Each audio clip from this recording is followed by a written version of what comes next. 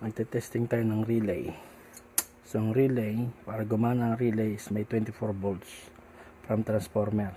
Input 240, output niya is 24 volts. So 24 volts, meron dapat tayong 24 volts dito. 27, it's okay. Now, para makita natin kung nagko-contact yan, continuity, dapat ito meron din dito. Pag naka-off, wala yan. Okay, so dalawa, pwede dito magputol, pwede ka dito magputol. Kapag nag-on, magkakaroon ka. Look. See, ayos, meron tayong continuity. Yan ang pagte-testing ng